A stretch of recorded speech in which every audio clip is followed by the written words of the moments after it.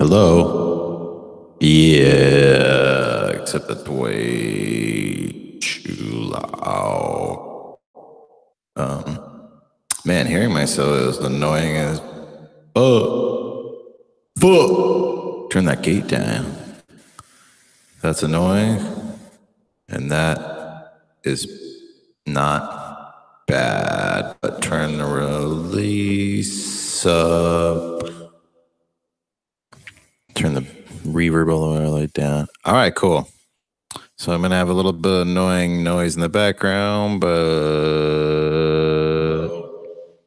yeah, except that's way.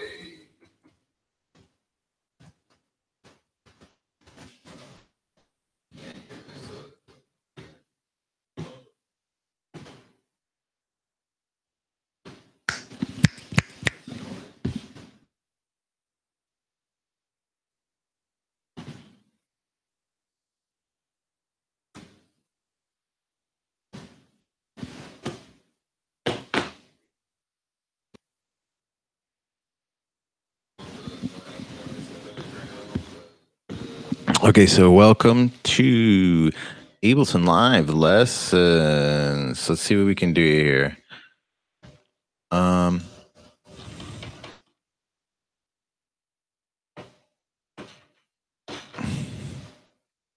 I don't know how to get my microphone to come through any way other than running it through Ableton.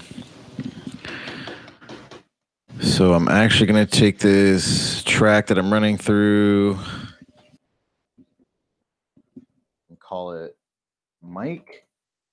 And that way it's going to be okay. Fuck. All right. Let's do everything one-handed. You want to have two hands when you're working on music because you got to use them both for everything all the time. Utilize the keyboard as much as you possibly can. Get a track pad if you're doing anything with a lot of samples, especially, or just a lot of parts. It's going to be a lot easier to you're going to have a much quicker workflow. So we got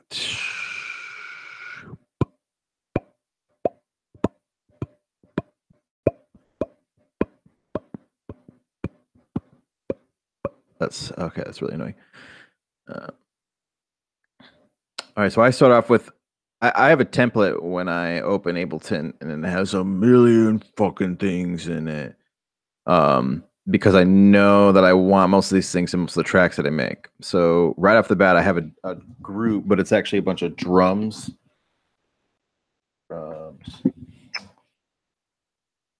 in Ableton, you can group all your drums together onto one track so that you can adjust the levels of them all with just one fader, or you can put effects on them that'll affect all the drums at once, like compression, which is what a lot of people do, or parallel compression. So a lot of people do in all genres of music that have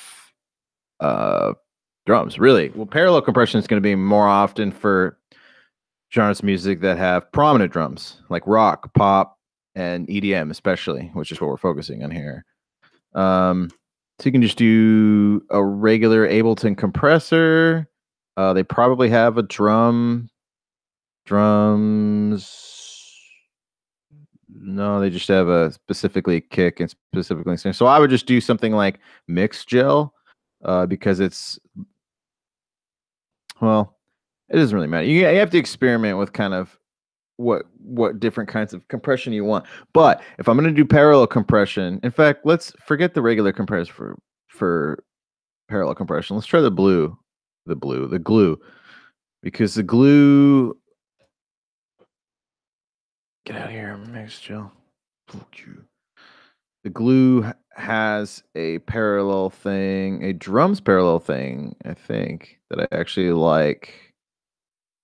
Drums, rock parallel room. Okay, sweet. So now I can just.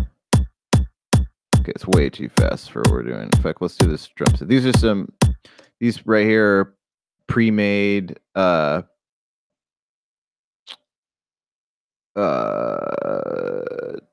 drum loops that I've made. This is just a kick loop, like so. Here, and I'll give you. It just goes.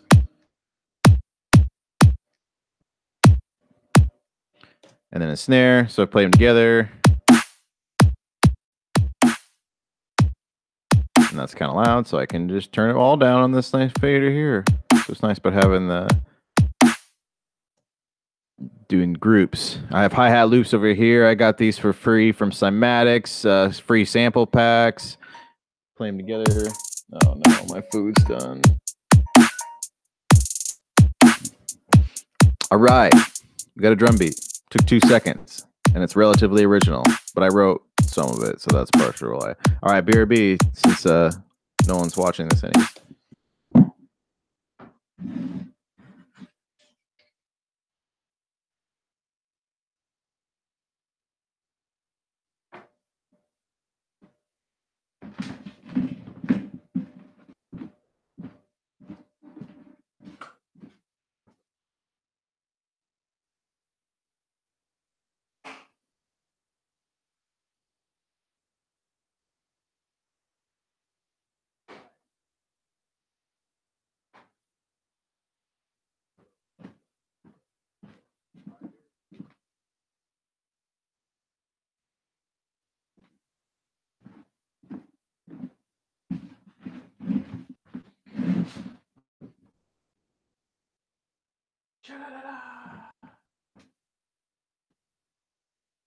Oh, I do have a test stream thing up.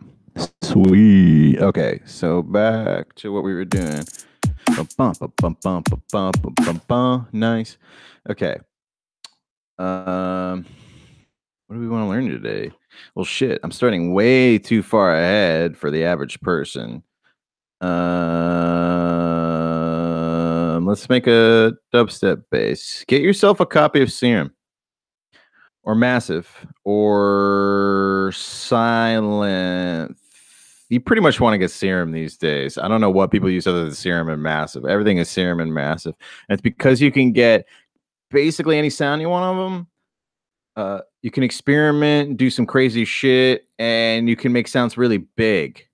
And they just sound professional. Massive just sounds big and just clean.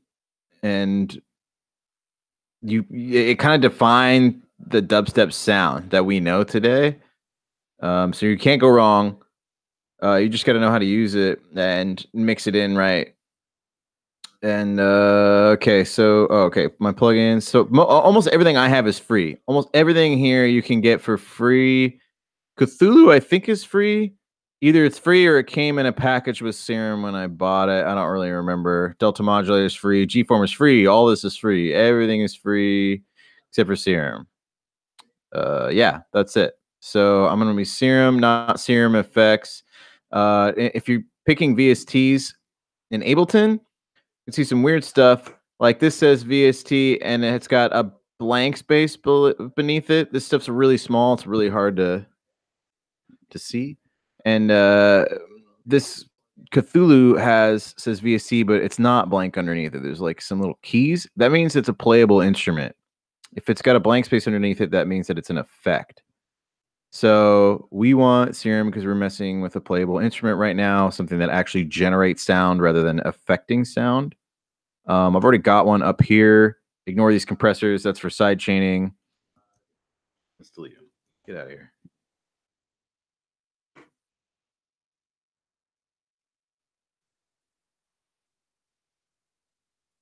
Serum. Okay.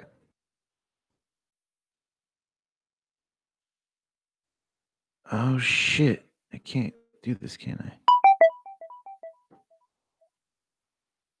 I? Can you still hear me? Yeah, you can still hear me. Right? Yeah, okay, good. So yeah. What do we want to do? We want to make a dubstep bass. This is mostly a test. Okay, so start off with a nice. That's what this is the default. It's just a saw wave. Okay. This thing's got a lot of nice wavetables. So you can go to essential wavetables. Oh, these are all Cymatics. You probably don't have them. Okay, so digital. Digital's gonna have digital stuff. and it sounds cool. It's just a nice kind of fuzzy bass.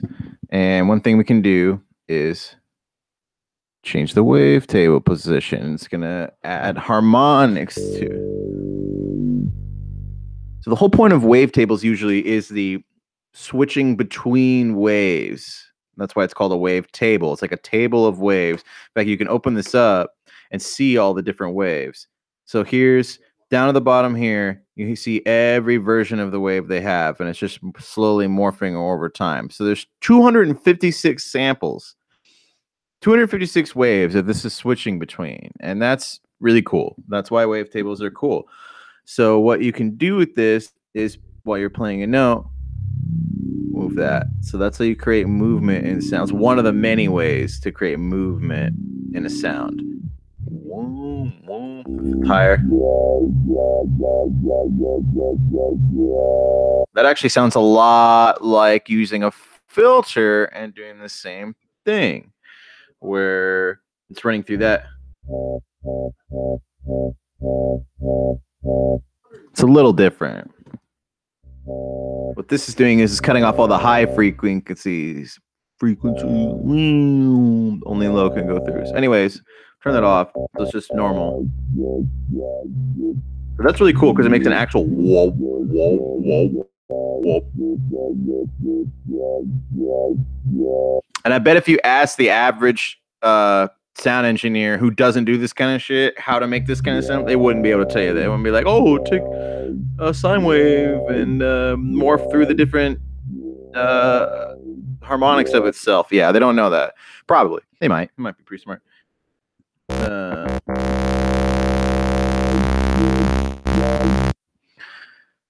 So these digital sounds are cool.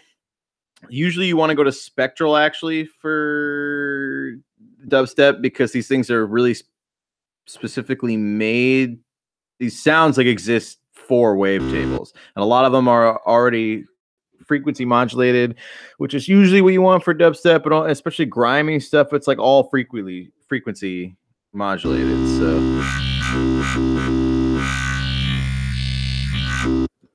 cool.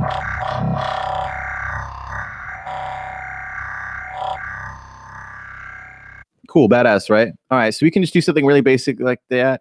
Whenever you're making a dubstep bass or any really deep bass, it needs to have a sub, but there's two ways to go about it. One is to put the sub directly in the sound like this, except I'd want it to be an octave, probably.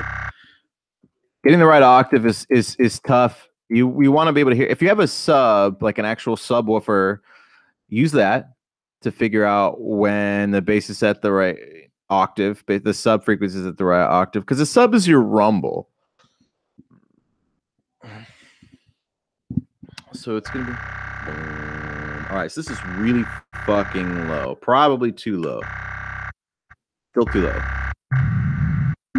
Oh, it's because this is so low. So if I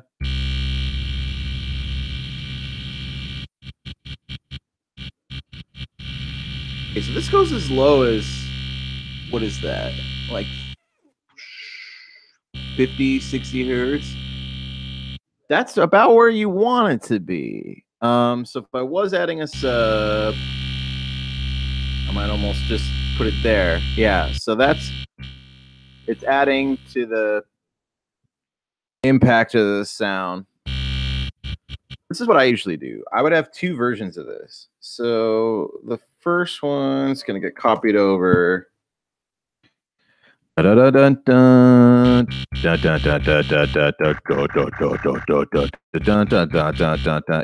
okay. Fuck shit up, guys.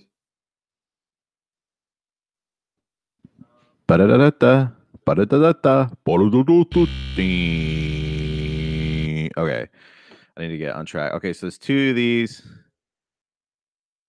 Guys, this is gonna be bass mid-range. That's the meat of it, or that's the main part. That's the main sound. Bass sub. Okay, so this one, cut all the top end out. In fact, I would just go back in here and take this noise out altogether. So we're just getting the sub. That's nice. Oh, it sounds good. Boom. Yeah, and you can make it a little meatier with distortion. Just be careful because you can ruin it too. I usually like to do something in between where it's kind of distorted, but I'm only putting half the mix in. So you can feel that, but you're not completely destroying the integrity of the sound. All right, so bass mid-range can take the sub off. But not only do I just want to take the sub off, I want to also sweep out some of the bottom frequencies. I might use, kind of depends.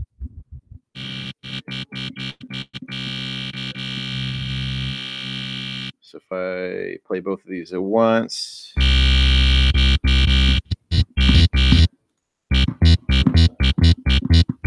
Okay, so this is stopping where this is starting. And you don't have to do that. I mean, I could easily just go kind of eliminating some of the harmonics that I created through distorting that. But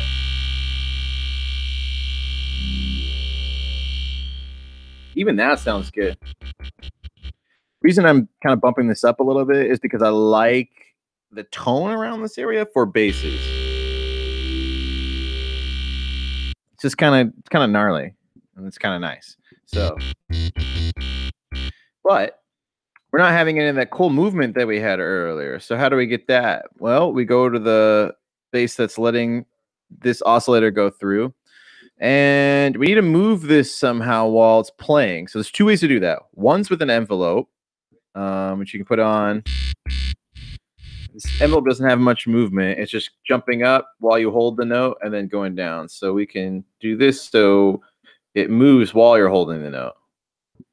And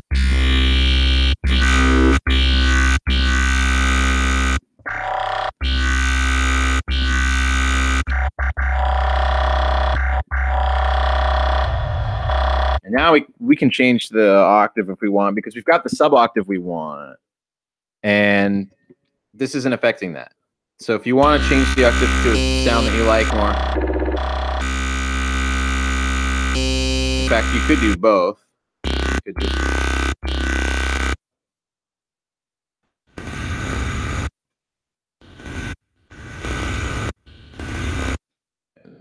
go to spectral, monster. Is that the right one?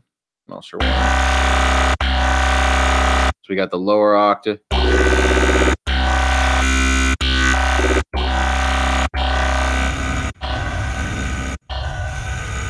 Another thing you can do to make it bigger is add some unison. This is just multiplying the sound. And it's detuning it a little bit. So they're not, when it multiplies the sound, each copy of the sound isn't exactly the same frequency. So just, or tuning. So just turn the detuning down. That makes it more in tune. So that's as in tune as it's going to get. This is less in tune. Whoa.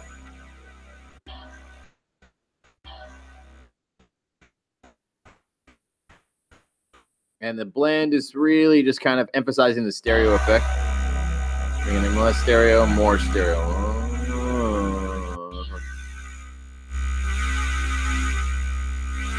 Pretty cool. So make sure you do something like that. Wah, wah, wah, wah, wah.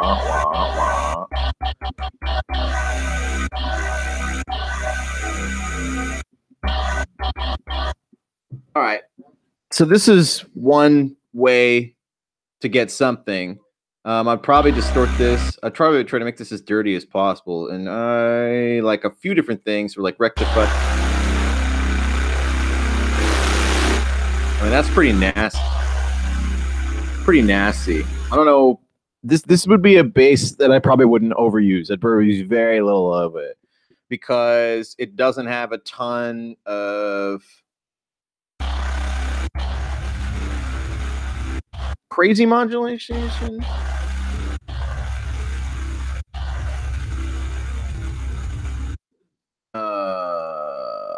If I was recording it, so let's go. Dun, dun, dun.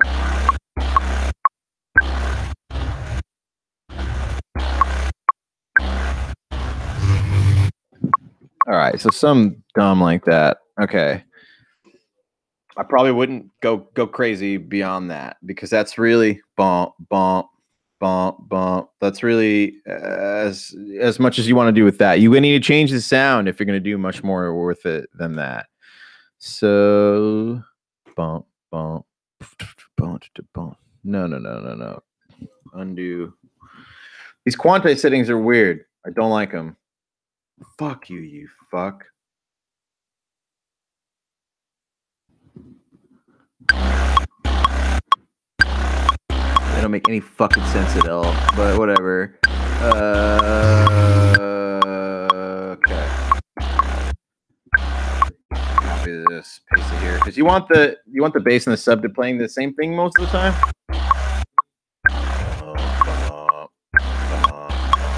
And you typically want the sub to be louder on the fader than other stuff because our ears don't hear sub frequencies very well. So you got to crank that sub all the way the F up.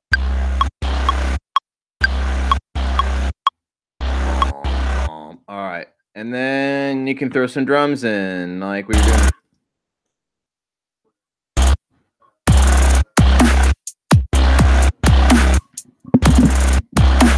Another trick, composition trick. Have the kick play the same as the bass.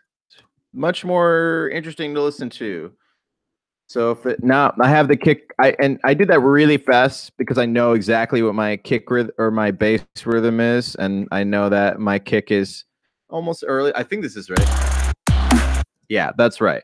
So you probably aren't going to be able to do that fast all the time. I've been doing this for like 15 years. Music theory and rhythms and just writing and all that shit. So don't worry about that. Just make sure it matches up. And this is how you can make sure it matches up. I'm on 8th note, and I see that this is playing at 1 and this is playing at 1.2, between 1.2 and 1.3, right? Exactly halfway through, right where that line is. So go back over to my basses, which is on this. Here, let's get out of the way.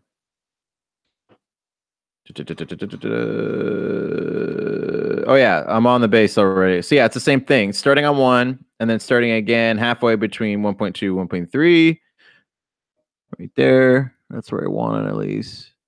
It's not exact, but it doesn't matter. See, this one thing that's kind of cool about music is that if the timing isn't exactly perfect, sometimes that's better because it sounds human.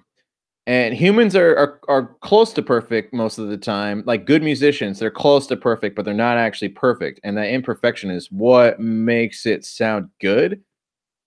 So a lot of people in EDM are trying to fake imperfection all the time for the sake of sounding real. And so sometimes if you mess up a little bit, that's good. Sometimes it can be. Just remember that because it might save you when you're trying to work your butt off on something that you can't get down right, but sometimes not getting it down right is actually better and it can lead you down another direction or another path, and you can create music that you weren't going to but is still amazing. That's how a lot of music is made. A lot of music is happy accidents. So you ask any producer how much of your work is happy accidents, they'll probably say like half. It happens all the time. So don't worry about that shit too much. If things are sounding off, go ahead and fix them. But for the most part, just be open to happy accidents and human error actually creating a more artistic feel. Okay, so I made it sound like that. It's probably going to go down in a track like this.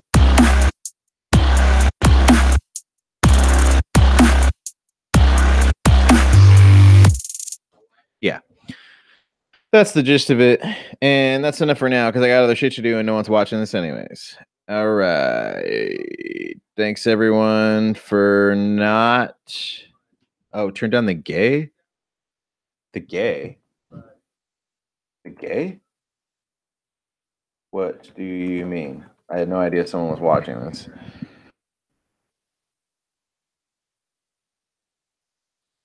All right.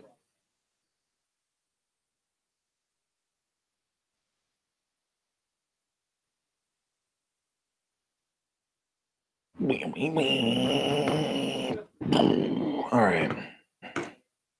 Man, I would have been so much less annoying if I knew someone was listening. Okay. I need to grab this. Oh, there's two live chats? Oh, this is the Hangout chat. Okay. I don't think this guy's watching anymore.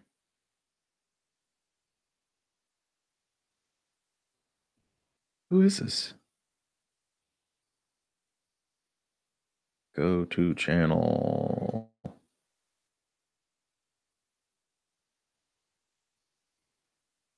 No. Some turn down the gay.